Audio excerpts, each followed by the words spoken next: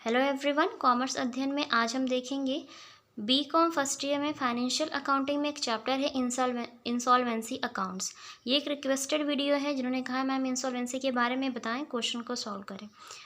तो इस वीडियो में आज हम यही देखेंगे और थोड़ा सा इसके कुछ इंपॉर्टेंट पॉइंट्स है जिसको समझने की कोशिश करेंगे। इंसॉल्वेंसी क्या होता है, उसके लिए कौन से एक्ट्स बनाए गए हैं और अप्लाई किए जाते हैं। इंसॉल्वेंसी अकाउंट्स को हिंदी में दिवालिया खाते बोलते हैं। दिवालिया का मतलब होता है जब कभी भी आप बैंक करप्ट हो जाते हैं या फिर आपके पास इतना पैसा नहीं होता है कि आप अपने सारे ऋणों को वापस कर पाएँ। जो भी उधार या ऋण है, आपके ऊपर कर्ज है, आप उसे लौटा नहीं पाते हैं, तो उस केस में आप क्या कहलाते हैं, इंसॉल्वेंट कहलाते हैं, मीन्स दिवालिया कहलाते हैं। ठीक है, तो उस केस में हमें कुछ पॉइंट्स ध्यान देने होते हैं और अकाउंट्स को प्रिपेयर करना होता है। तो चलिए देखते हैं इसमें क्या चीज़ें हैं और ये क्या होता है वो देख लेते हैं। When a person becomes heavily indebted due to various circumstances and it becomes impossible for him to pay his debt fully, he takes shelter under the Insolvency Act। जब एक पर्सन बहुत ज़्यादा उनके ऊपर कर्ज होता है, ठीक है ना, ऋणग्रस्त हो जाते हैं या बहुत ज़्यादा कर्जदार हो जाते हैं किसी के, और ऐसी बहुत सारी परिस्थितियां हो जाती हैं जिसमें उन्हें होता क्या है कि बहुत ज़्यादा मुश्किल हो जाता है, असंभव हो जाता है अपने सारे ऋणों को पे करना, ठीक है, लौटाना।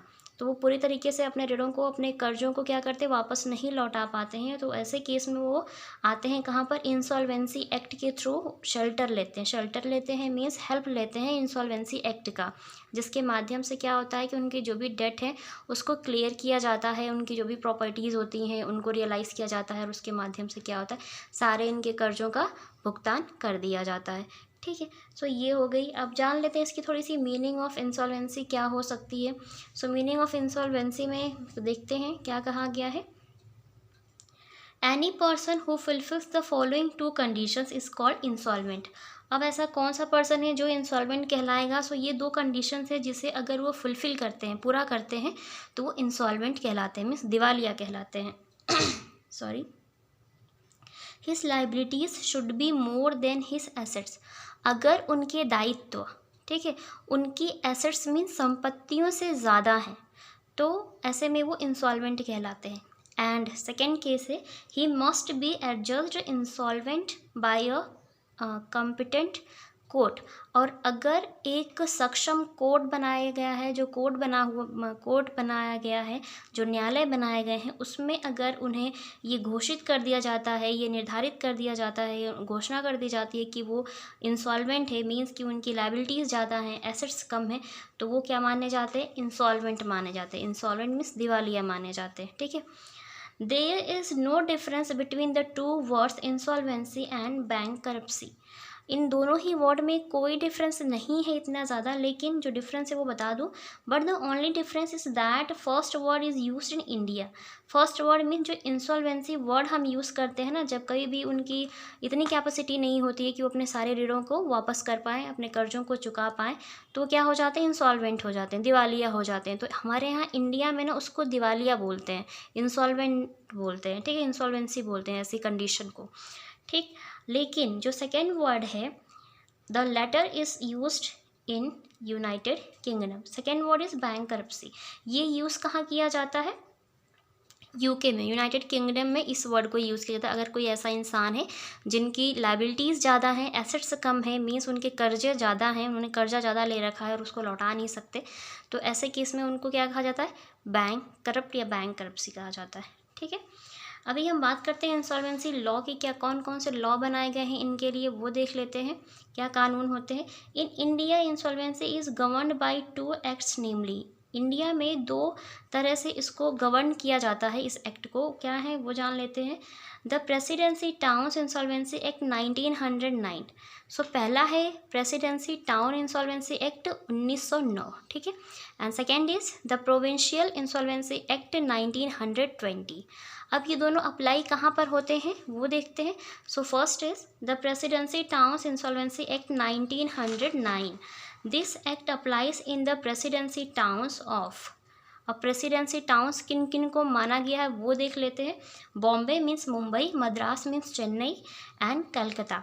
ठीक है, सो ऐसी ये जो तीन आप देख रहे हैं ना, ये तीन जो स्टेट हैं, यहाँ पर ही क्या होता है, इस एक्ट को अप्लाई किया जाता है, जो भी रूल्स रेगुलेशन दिए गए हैं। अगर ऐसी जगह पे कोई भी इंसान क्या होता है, इंसॉल्वेंट होता है और केस दायर होता है उनके ऊपर, तो वहाँ पर ये वाला जो एक्ट है, प्रेसिडेंसी टाउन्स इंसॉल्वेंसी एक्ट 1909, ये अप्लाई किया जाएगा इस एक्ट के अंदर। ठीक है, क्या है, 127 सेक्शन है and act 1909 has the presidency town insolvency act 1909 has 127 sections है एंड 2 शेड्यूल्स है। सो इसमें 2 सेक्शंस बनाए गए हैं और 127 सेक्शन है और 2 शेड्यूल बनाए गए हैं। हम नेक्स्ट पॉइंट की बात करते हैं। इसी में सेकेंड पॉइंट देख लेते हैं, जो आपका प्रोविंशियल इंसॉल्वेंसी एक्ट है उसको जान लेते हैं। 1920 it applies in whole of India except the presidency towns of Mumbai, Chennai and Calcutta. ठीक है, ये पूरे हमारे जो इंडिया है ना, उस पूरे इंडिया पर लागू होता है, बस 3 प्रेसिडेंसी टाउन्स को छोड़ करके। कौन कौन से, मुंबई, चेन्नई एंड कलकत्ता। ठीक है, देयर आर 83 सेक्शन। इस प्रोविंशियल इंसॉल्वेंसी एक्ट में 83 में 83 सेक्शन है एंड 2 शेड्यूल्स हैं। तो आप ये पॉइंट याद रखिएगा, कितने हैं, 83 सेक्शन है, 2 शेड्यूल्स है। और बात करते हैं प्रेसिडेंसी टाउन में, तो उसमें कितने हैं, 127 सेक्शन है एंड 2 शेड्यूल्स है। ठीक है, अब बात करते हैं कॉमेंसमेंट ऑफ इंसॉल्वेंसी। जो इंसॉल्वेंसी होता है वो किस दिन से लागू हो जाता है, शुरू हो जाती है इंसॉल्वेंसी। ठीक, so under the presidency towns insolvency act, the insolvency is deemed to commence at the time when the act of insolvency is committed on which the order of adjudication is made. So इस case में जो आपका presidency town insolvency act है, उसके हिसाब से जो माना जाता है, ये माना जाता है कि उस टाइम पर इंसॉल्वेंसी को मतलब आ जाता है, मतलब नियम में आ जाता है या सामने आ जाता है, जब कहीं भी इस बात को कमिट कर दिया जाता है। किसके द्वारा, न्यायालय के निर्णय द्वारा। जो भी न्यायालय है उसके निर्णय द्वारा अगर ये घोषित हो जाता है कि ये इंसॉल्वेंट हो चुके हैं, इंसॉल्वेंसी की कंडीशन इन पे अप्लाई होती है, तो उसी डेट से, उसी टाइम से मान लिया जाता है कि वो इंसॉल्वेंसी की सिचुएशन अप्लाई हो गई है किसी भी कंपनी, फर्म या फिर पर्सन पे। ठीक है, अगर वो कोर्ट बोल देता है ऐसा। एडजुडिकेशन का मतलब होता है जो न्यायिक निर्णय लिया जाता है, उसके द्वारा क्या किया जाता है, कमिट कर दिया जाता है कि इंसॉल्वेंसी अप्लाई होती है उस कंपनी पे, उस फर्म या बिजनेस पे, या कोई एक पर्सन है तो उन पे। ठीक है, क्योंकि किसी पे भी लागू हो सकता है, कोई भी बैंक करप्ट हो सकता है। अगर बिजनेस है तो वो भी बैंक करप्ट हो, कोई फर्म है वो भी बैंक करप्ट हो सकती है, कोई कंपनी है तो बैंक करप्ट हो सकती है, कोई एक सिंगल पर्सन तो भी बैंक करप्ट हो सकते हैं, इंसॉल्वेंट हो सकते हैं। ठीक है ना।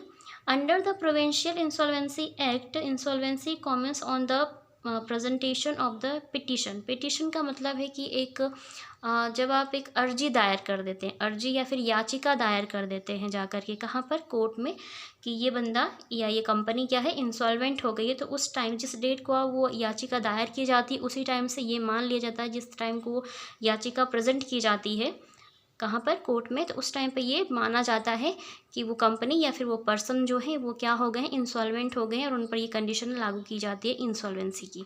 ठीक है, किस एक्ट के अकॉर्डिंग, प्रोविंशियल इंसॉल्वेंसी एक्ट के अकॉर्डिंग।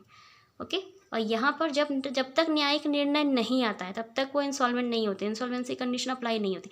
लेकिन न्यायिक निर्णय आने के बाद ही कमिट कर दिया जाता है कि वो क्या है, इंसॉल्वेंसी की सिचुएशन में है या कंडीशन में है। नेक्स्ट बात करते हैं कहाँ पर अप्लाई नहीं होता है। Presidency towns insolvency act and provincial insolvency act do not apply in case of companies. ठीक है, अब मैंने कंपनी का नाम लिया यहाँ पर, तो यहाँ पर जो मेन जो कंपनीज़ है ना, registered under the companies act, ऐसी कंपनीज जो कहाँ पर रजिस्टर्ड हैं, कंपनीज एक्ट में रजिस्टर्ड हैं, उन कंपनीज़ पर ये दोनों ही जो रूल्स हैं, मतलब एक्ट हैं, वो लागू नहीं होते हैं इंसॉल्वेंसी के कंडीशन में। कौन कौन से, presidency towns act and provincial insolvency act, ये दोनों अप्लाई नहीं होते हैं कंपनीज़ अगर रजिस्टर्ड हैं अंडर द कंपनीज एक्ट में। ठीक है, और बाकी ऊपर क्या होते हैं, अप्लाई होते हैं। सो मुझे उम्मीद है ये सारे पॉइंट आपको अच्छे से समझ में आ गए होंगे, मैं आपको अच्छे से समझा पाई हूँ। सो कमेंट सेक्शन में कमेंट करके ज़रूर बताएं। वीडियो अच्छा लगता है तो लाइक ज़रूर करें, क्योंकि वहीं से मुझे मोटिवेशन मिलता है और अपने फ्रेंड्स के साथ शेयर कर सकते हैं, उन्हें भी हेल्प हो जाएगी। चैनल पर नए विजिटर हो तो प्लीज़ चैनल को सब्सक्राइब ज़रूर कर लें एंड बेल आइकन को प्रेस कर लें ताकि आपको आने वाली वीडियोज़ की नोटिफिकेशंस मिलती रहें। Thank you so much for watching this video.